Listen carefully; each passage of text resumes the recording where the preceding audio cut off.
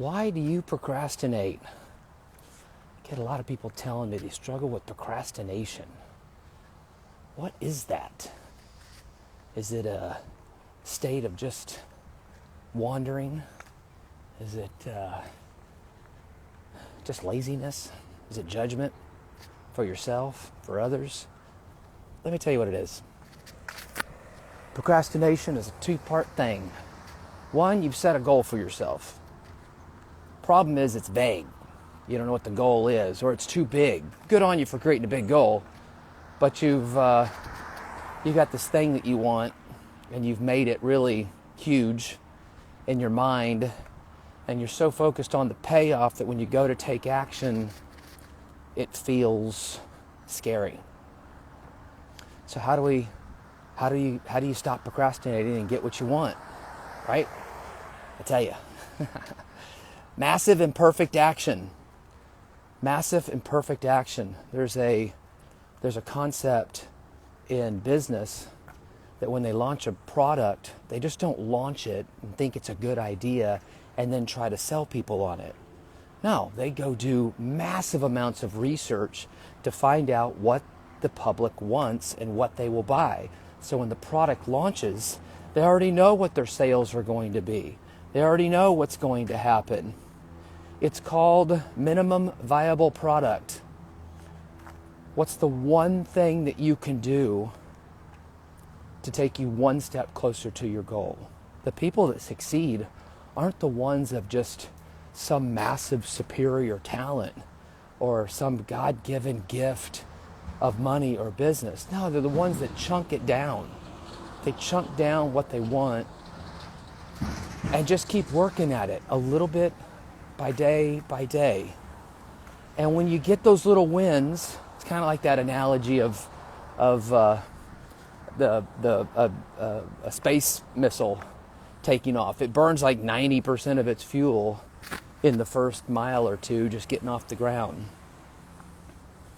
And so procrastination is that space of wondering payoff versus reward. If you're procrastinating, a lot of times the reward's not big enough, or the reward is so big that you can't connect to it. I often ask people, how much money do you want to make? And they immediately say $1 million. That means nothing if you've never made $1 million or come close to it. I often ask people, well, what's the most amount of money you've ever made? 50 grand. Okay, let's double it, right? Let's double it. Let's take you from 50 grand to 100 grand. Because all you've got to do is what you've been doing twice. If the most money you've ever made is 50 grand, you can systemize it and do it twice. I may be oversimplifying. But if you're procrastinating, it's not that you're lazy or don't have what it takes. You just don't have a plan. You just don't have a roadmap, right? You hear these business gurus talk about strategy, kind of rolls your eyes a little bit. Oh God, we're talking about strategy again. But it's true, there does need to be a strategy to get there. And if your dream outweighs your goal, or your dream outweighs, not your goal, but your action steps, it's usually because you haven't thought through it, right? Getting what you want is really just a matter of creating a clear vision, a clear picture for it, and then taking small actionable steps to get there. So that's the first thing. It's a little more practical. But the second thing, if you're procrastinating, your self-worth.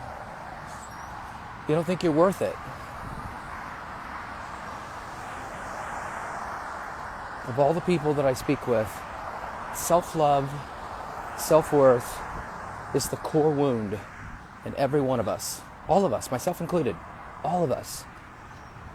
We don't feel like we're worthy of that great partner, of that business, of whatever. It's the number one cause of self-sabotage.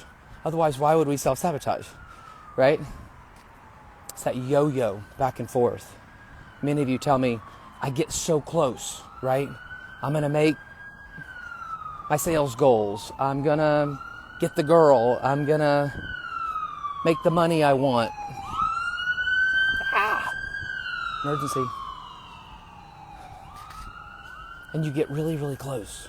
It's like climbing a mountain and seeing the summit and then stopping before you get there. And you all say the same thing. I don't know why I stopped. I don't know what happened. I'll tell you what happened. You self-sabotaged. Why did you self-sabotage? Because you didn't think you were worth it. It's really deep stuff. I mean, it's not complicated, but it's really deep stuff in our psyches. And so you're probably wondering, all right, hey, I'm going to send a couple of waves. That's fun. So you're probably wondering, well, how do I deal with that? Easiest way is probably self-hypnosis, right? You can find this stuff on YouTube. Hell, message me. I'll send you some.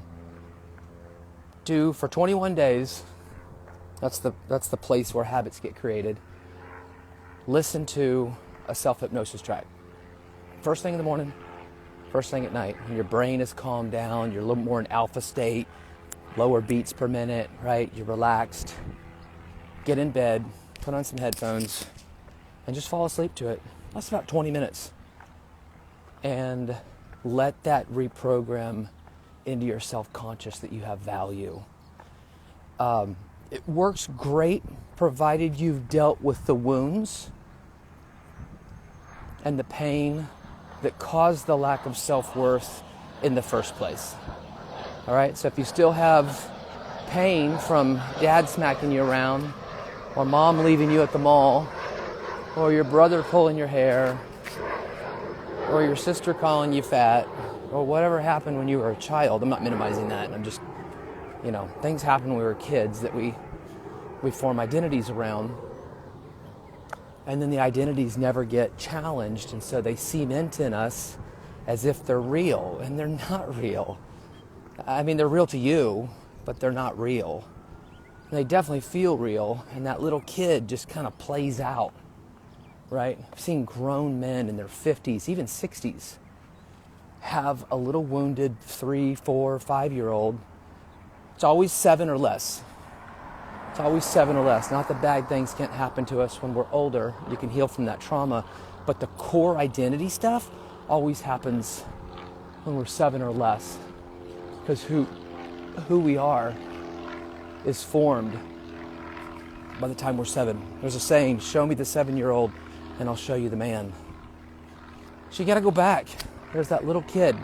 Again, I've seen 60-plus-year-old men and women that have a little 3, 4, and 5-year-old that are just talking to them.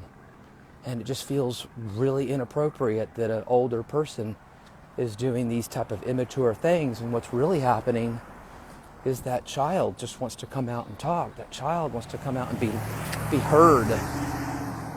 So I'll talk more about that. The inner child process is huge. But going back to procrastination,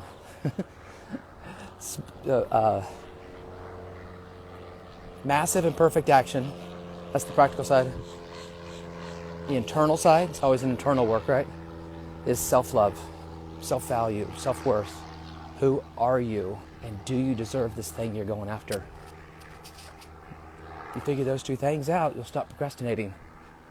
And working towards your dreams will just start to feel really exciting.